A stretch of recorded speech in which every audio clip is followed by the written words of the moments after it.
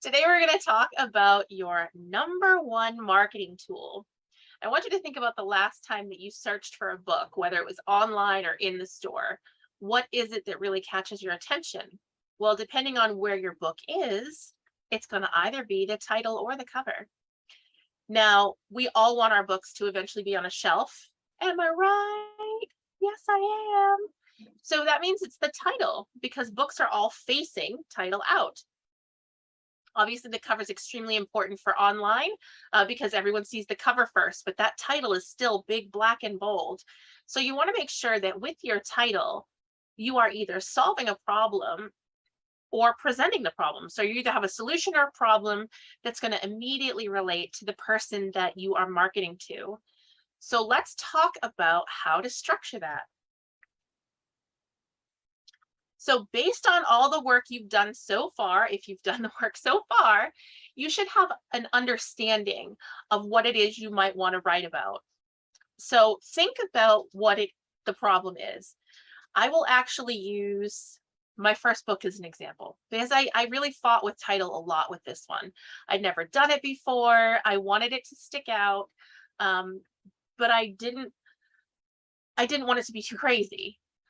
So the problem was there are so many women that really lack the self-esteem that they deserve. They don't have the confidence that they should own. And it is because of past traumas, previous catastrophes, tragedies, and crises that have happened to them that we bring forward into trauma responses and emotional triggers. So my book was about 6 different steps that you could take to get past these self-esteem issues by understanding yourself a little bit better, giving yourself some grace, and understanding where your behaviors come from.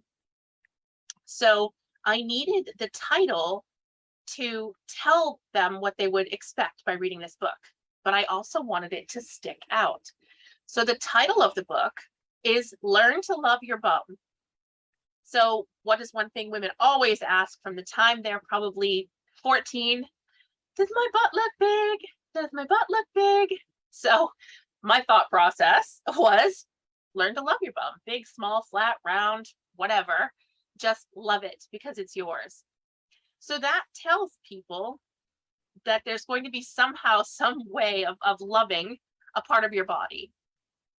Now, whatever your problem is that you help people overcome, having the solution be the title is your winners. You're basically selling your book on hope, right? You're people that are interested in figuring out how to do what it is that you do, and they're feeling hopeful by looking at your title. You can also approach the problem a different way, and you can have your title be around something negative, right? And that sounds bad, but at the same time, it's going to catch people's attention. So maybe if I were going to title my book a different way, maybe I would have written something like, I'm tired of having a fat ass, you know?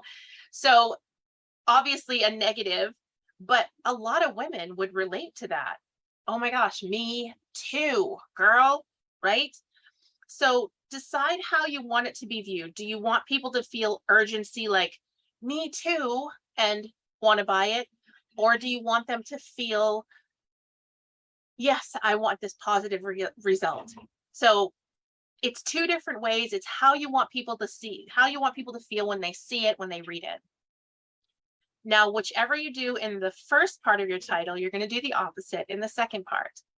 So the subtitle is where you're going to tell them the how you'll do it, what exactly you're going to do. So with Learn to Love Your Bum, it was the 6 steps to attack self-esteem and plant the flag of empowerment in its ass. Super long, extremely popular because it was entertaining, it was funny, and it let people know exactly what they were about to be in for. Granted, the book was a little intense with some of the stories I had to go through, but it was entertaining. Now, I have some examples. I'm going to just flip through this next screen before we go through here, and you'll see what I mean.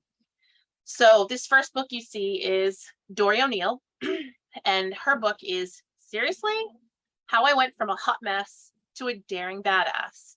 And when you combine it with her cover, She obviously looks like, what the F, right?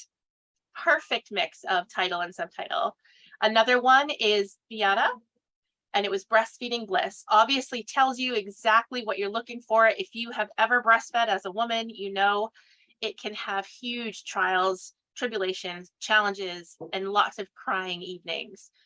So I would read that and immediately be drawn in. And then with how I went from anxious, sleepless nights to empowered, calm, and confident, that really speaks to her target market. And then the Dragon Slayer's Handbook for Women. When you look at the cover, you can see it's obviously for a female reader. And then the subtitle, Letters of Victory from Queens of Battle to Empower the Next Generation of Dragon Slayers. So it lets you know that this book is going to be a book about empowering youth and getting past things. So when your title and your subtitle work together, you can state the problem and the solution in both, and you can do it either way, having the problem first and the solution second, or the solution first and then attacking the problem in that subtitle. It also gives you a great way to start how you want your book cover to look, because your book cover is going to be what everyone sees. It's that visual, the picture is worth 1,000 words. If your book didn't have its title on it, would people still have somewhat of an idea of what it's about? And you do want that to come across as well when you're choosing your choosing your cover and title. Sorry guys, I have a very sore throat today. So again, your subtitle is going to let the reader know what to expect, what you're going to be able to share for knowledge with them by the time you're done with this book. Now, the books that I teach you in this program and what I'm teaching you in the Rise Up Bestseller Launch Masterclass is for I call it a SMART book: small, meaningful, authentic, revenue generating, and transformational. Something that someone can pick up, and in 90 minutes to 2 hours later, they've gotten to the end of your book and they're like, holy crap, I need to find out more about this person.